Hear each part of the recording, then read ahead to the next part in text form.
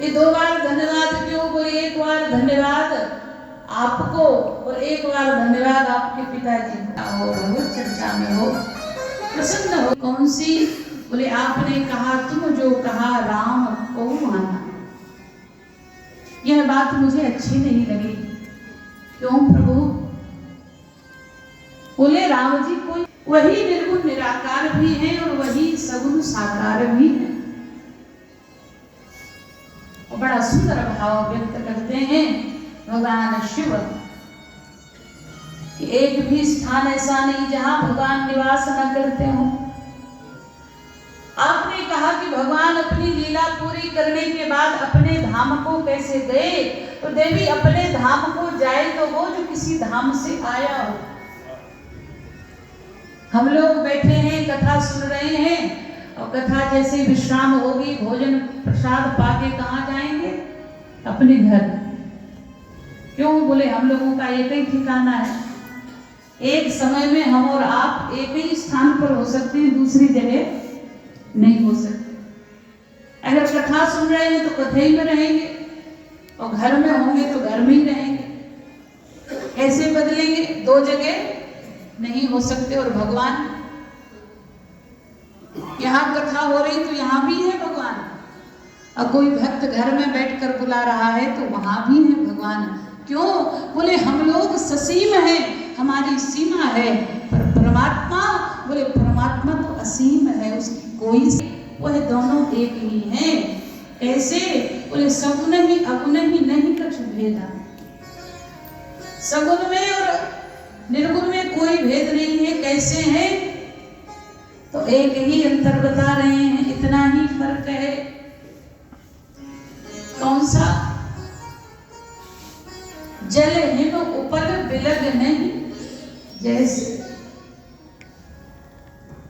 जैसे पानी और बर्फ में अंतर है, उतना ही अंतर निर्गुण में और सगुण में है। पानी का अपना कोई आकार नहीं है। पानी को गिलास में भर के रख दो तो गिलास की तरह आकार ग्रहण कर लेगा, कटोरी में रख दो तो कटोरी की तरह बन जाएगा, थाली में रख दो तो थाली की तरह हो जाएगा। लेकिन उसी पानी को हमने कटोरी में भर करके फ्रीजर में रख दिया, थोड़ी देर बाद बर्फ जम जाएगा। तो अब जब उस पानी को निकालोगे तो क्या हुआ है? लोटे में रखो, गिलास में रखो तो जाएगा? क्यों नहीं जाएगा? है तो पानी ही। बोले अब उसने आकार ग्रहण कर लिया है, जब तक पिघलेगा नहीं तब तक किसी और पात्र में नहीं जा सकता, वो तो कटोरी के आकार में आ गया है। ठीक इसी प्रकार से भगवान का अपना कोई आकार नहीं है। लेकिन जब कोई भक्त भाव से भगवान का आकार बता देते हैं कि हे प्रभु कृपा कर दो, कैसे सुंदर लग रहे हैं, कैसे सुंदर नेत्र हैं, कैसे घुंघराले लेटे हैं, कैसे नीलांबर पीतांबर स्वरूप दिखाई दे रहा है। और जैसे ही भक्त ने भावना बनाई, उस भगवान वही रूप लेकर के प्रकट हो जाते हैं। और एक बात और समझ लो, ज्ञानी के बुलाने पर भी भगवान आते हैं और भक्त के बुलाने पर भी भगवान आते हैं। लेकिन भगवान को पाने के लिए 4 सीढ़ी हैं।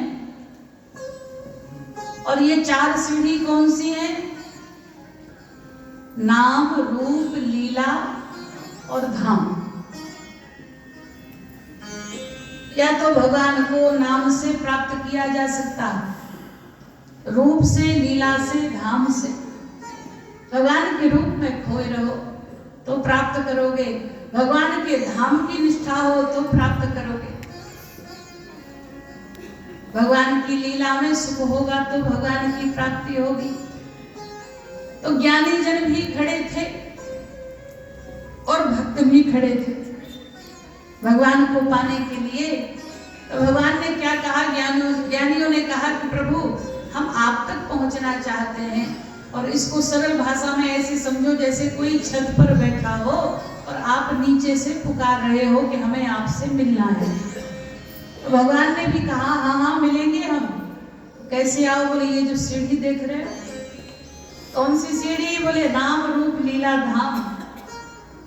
तुम एक काम करो, इन सीढ़ियों को पार करते हुए आ जाओ तो हम तक पहुंच जाओगे।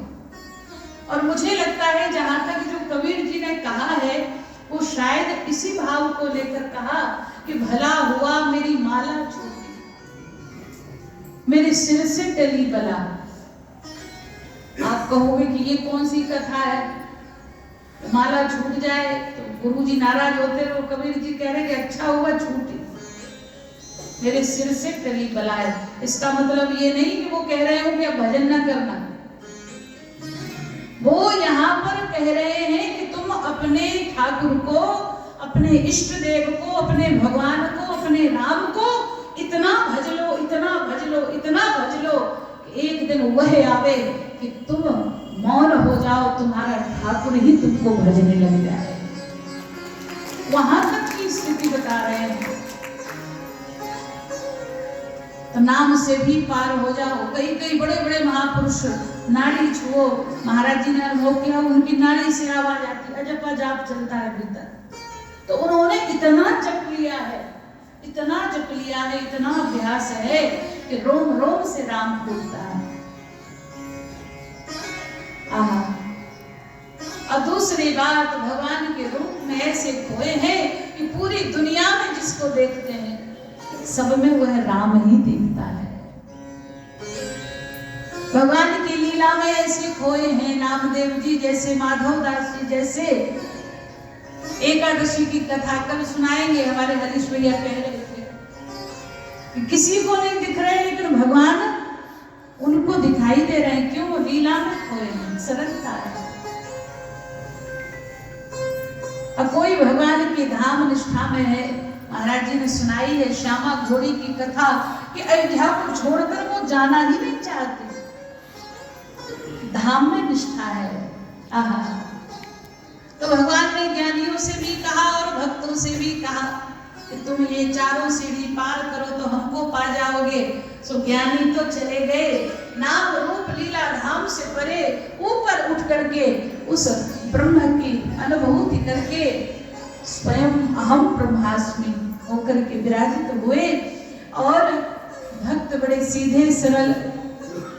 सो भक्त बोले महाराज एक बात बताओ, हम भी आपसे मिलना चाहते। भगवान बोले तुम भी पार करो ये सीढ़ी, नाम, रूप, लीला, धाम। सो भक्त बोले महाराज एक बात बताओ, ये सीढ़ी क्या ऊपर आने के लिए बनी है? भगवान बोले हम समझे नहीं, कहना क्या चाहते? बोले यही कह रहे कि अगर ये सीढ़ी ऊपर जाती होगी तो ये सीढ़ी नीचे भी तो आती हो। भगवान बोले आती तो है, तो कहना क्या है? भक्त बोले प्रभु ना तो हम आपके नाम से ऊपर उठ सकते हैं, ना रूप से, ना लीला से, ना धाम से, तो हम वहां तक नहीं पहुंच सकते हैं जहां आप हो। ज्ञानी जनों का सामर्थ्य है, हम तो आपके भक्त हैं, तो हम वहां नहीं आ सकते। कृपा करके आप ही इन सीढ़ियों से नीचे उतर करके आ जाओ, नाम, रूप, लीला, धाम।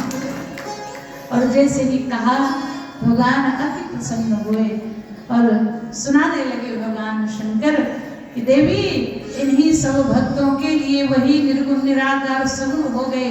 जब जब होए धर्म के हानि, बाढ़ असुर अधम अभिमानी, करहि अनीति जाई नहीं बरनी, सीधहि विप्रधेनु सुर धरनी, तब तब प्रभु धरि विविध शरीरा, करहि कृपा निधि सज्जन पीरा। असुर मारे खापहि सुर न राखहि, निज श्रुति सेतु जग विस्तारहि, विशद जस राम जन्म करहि। पार्वती मैया ने सुना धर्म की स्थापना के लिए भगवान आते, बोले हाँ। अरे बोले इतने छोटे से काम को आना पड़े भगवान को? भगवान के आने का कोई और कारण होना चाहिए। कौन सा कारण? तो भगवान शिव कहते हैं कि यह तो मैंने वेद शास्त्र पुराण की बात रखी है कि यहाँ पर भगवान असुरों का संहार करते हैं, धर्म की स्थापना करते हैं। लेकिन अगर कोई हमसे पूछे तो हम यही कहते हैं क्या, सो के